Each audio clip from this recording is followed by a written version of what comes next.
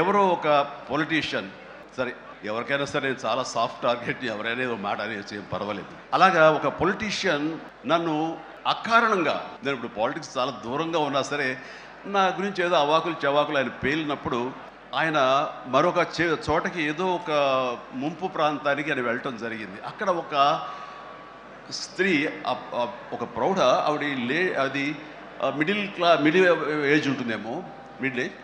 ఆవిడ తను పట్టుకుని నానా మాటలు తిడుతుంటే, నీకు ఎలా మనసు వచ్చింది చిరంజీవిని అనటానికి, అది ఇది అని తిడుతుంటే నాకు అనిపించింది మామూలుగా మన మాస్ ఫ్యాన్ కదా ఆవిడ, చాలా గౌరవప్రదమైన కుటుంబంలో ఉన్నటువంటి మనిషిలాగా అనిపించింది గృహిణి.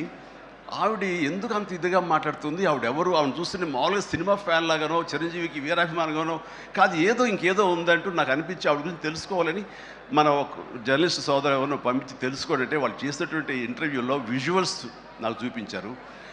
ఏంటమ్మా అంత ఇదిగా, ఆయనకి వీరాభిమానం అంటే అభిమానం సినిమాభిమానం కాదయ్యా, ఆయన వ్యక్తిత్వానికి అభిమానం అంటే చెప్పినప్పుడు నా మనసు టచ్ అయింది.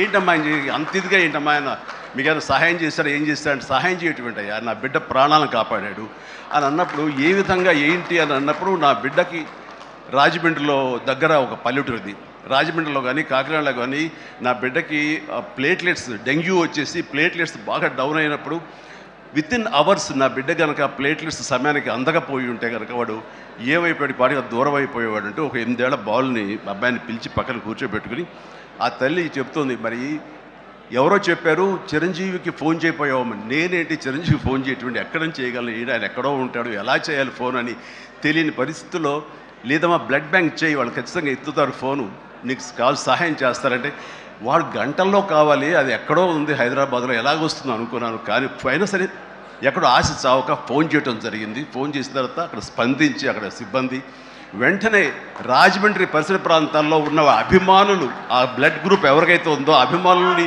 వెంటనే పంపించేయడం ఏంటి, అవర్స్లో వాళ్ళు హాస్పిటల్కి, నియరెస్ట్ హాస్పిటల్కి వెళ్ళి బ్లడ్ ఇవ్వటం ఏంటి, దాని నుంచి ప్లేట్లెట్స్ వేరు చేయటువంటి, ఆ బిడ్డకి ఎక్కించడం ఏంటి, తెల్లారిసరికి ఆ బిడ్డ మళ్ళీ తిరిగి ఎంతో ప్రాణాలతో బతికాడు. ఇది ఈడనయ్యేవాడు. ఆయన కనుక సమయానికి చేయకపోయి ఉంటే నా బిడ్డ ఏమైపోయాడు. అలాంటి మనుషుల ఈ తుచ్చులు నీచులు కలిసిందని మాట్లాడతారు.